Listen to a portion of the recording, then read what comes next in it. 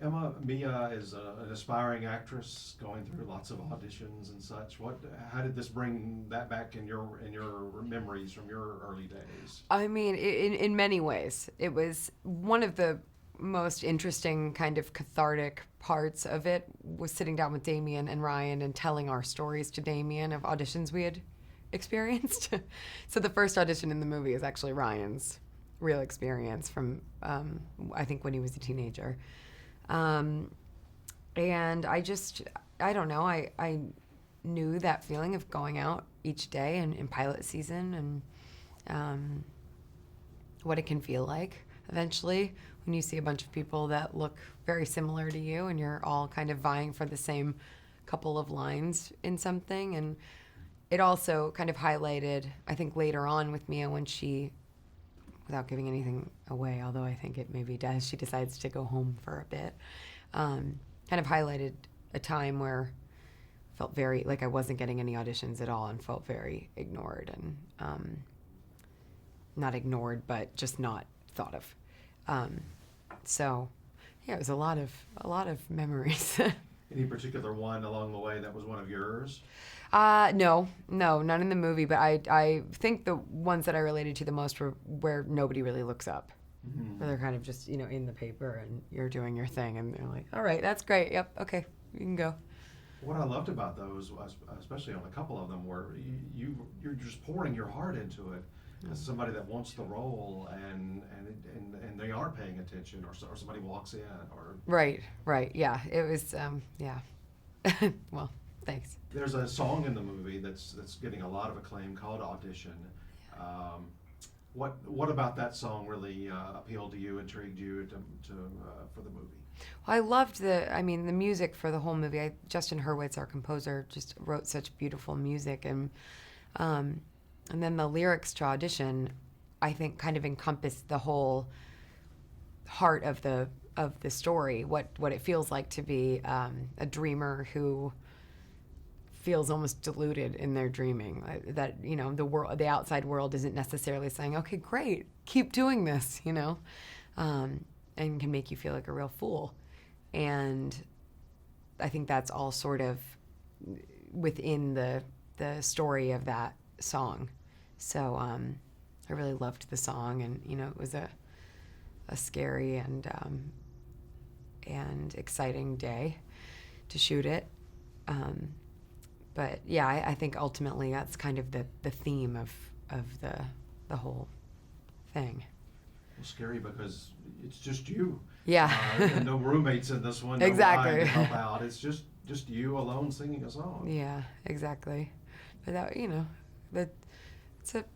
those kinds of challenges are part of the reason why you do it. It was, like, all right, it's going to be one take, it's going to be live. Let's go. Let's make the great attempt. And you were able to knock it out in one day? We did in one day, yeah. I think we did like nine takes. Okay. I want to say, yeah. If that song, and it very well could, gets nominated at the Oscars, they always approach the people that sing the songs. Would you even remotely want to be on stage singing? That sends a cold chill up my spine. It's one thing in a room with a crew you've been working with for months, but yeah, I don't know that I can really think about that in like a legitimate way without, feeling like I just poured a bucket of ice water over myself. You and Ryan have worked together before. What is it about the chemistry between the two of you? I don't know. We were asked to improvise from the very beginning in the first audition we did together, so I think maybe improvising with someone adds a certain element to the way you work together. You really have to listen. Not that you're not always trying to listen as an actor, but in the very beginning, if you're making things up, it can really connect to you very quickly. So I think it's just, more than anything, he's really easy to work with. He's a really generous actor, and he's, brilliant. And so he kind of just makes it easy. Are your styles more similar or more different? I would say more similar. Yeah, more similar. He definitely, whatever role he takes, commits to it completely. Learning to play the piano here, and of course both of you learning to dance. Yeah, he may be more impressive than me in terms of compare us. Well, but just knowing that from knowing he's working on that for months, does that intimidate you? Well, he. I was grateful that Mia wasn't a virtuoso at any instrument. But it was, our dance rehearsals, they kept us separate for about 2 months before they put us together to dance together. And every day I would, be saying to our instructors, like, how's Ryan doing? You seen Ryan? How's he doing? And they would say every day, he's doing incredibly well. I mean, he's really doing a great job. And I was like, oh, I got to match up to him. I have no idea how he's doing. So it really, working with someone like that is so dedicated pushes you to work harder and harder. And yeah. Doing a musical, especially a modern day musical with all new music, that's intimidating for anybody. When you first heard about the idea, what was your first thought? Well, to be honest, in terms of the intimidation factor, I was so kind of excited by the fact that it was an original musical because nobody had done it before that I could compare to. I'd been doing cabaret on stage when I met Damien and he came and saw it, and that was like the Rolodex of women who've played Sally Bowles was really, that kind of pressure of how women had interpreted that role was kind of immense. And then to know that these characters were going to be creations of ours with Damien was really exciting to me. I loved that it was it's not every day you hear about an original musical that has that kind of nostalgia but is set in the modern day.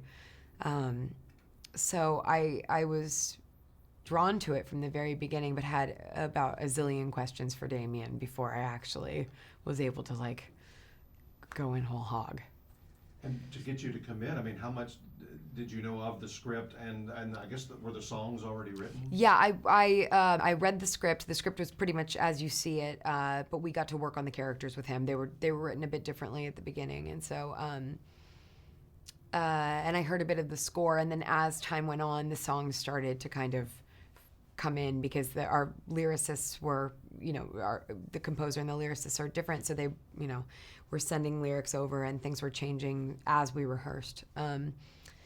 So it was really, more than anything, it was Damien's passion and vision, and it was very clear that he wanted to make something very ambitious, but knew exactly what he wanted to make. And I think just beginning to really trust that process was how I ultimately was involved.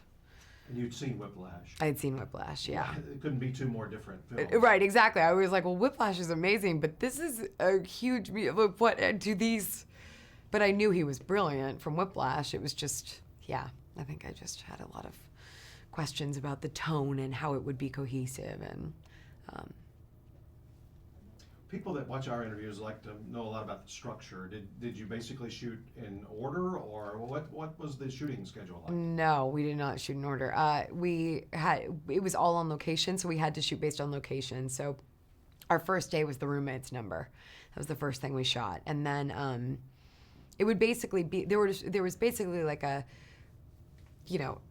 I guess to turn it into a graph, it looked like this because the musical numbers would basically be like once every 2 weeks, and we'd have the scenes, exactly 10 polls along the way. So, we started with roommates, and then we knew traffic was coming, and then we knew the duet was coming, the audition was coming. So I think we shot the duet on the hill. I did audition maybe the next day or 2 days later, and then we broke up in our fight scene the day after that. It was all kind of out of sequence. What was the most difficult thing to shoot for you? I think the duet on the hill had the most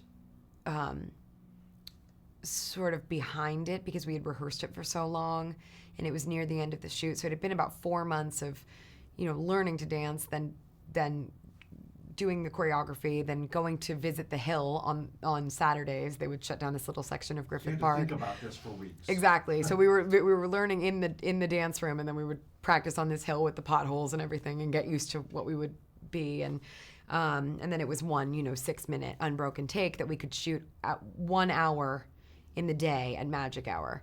So we knew we had 5 takes in that hour, and we had 2 days, so that was 10 takes total, 2 hours. So knowing all of that kind of math just put it into the kind of, the zone of, all right, that hour is coming and we better be ready. And so I would say that one had the most, pressure on it. We're an awards website, so just a couple of questions there. You've been an Oscar voter, I guess, since last cycle. That was your first time voting. It was. What was it like? It was really cool. My mom took a picture of me doing my voting on the computer. I was really harder excited. Or easier than you thought it would be to narrow down and. Oh, it was. It's pretty difficult. I didn't really maybe understand. I guess because I never thought that I would be a voter. I didn't understand just how many movies there are. I mean, it's the coolest opportunity because you get sent all of these movies. It's like a Christmas It's gift. like a dream. Yeah. It's really, really special. So it was really fun. Did you find yourself like with other Oscar voters or friends or family arguing over, oh no, I like this one, I don't like that one? A little bit, mostly family, really you think? And then, understanding the kind of, the system, the way it works and the weightedness of it. It's just it was interesting to learn about. I was brand new. Yeah. Brand new. SNL, third time this past weekend. Yeah. How was this experience? Because it's been a little while. It had been 5 years. Yeah. It's my favorite thing to do.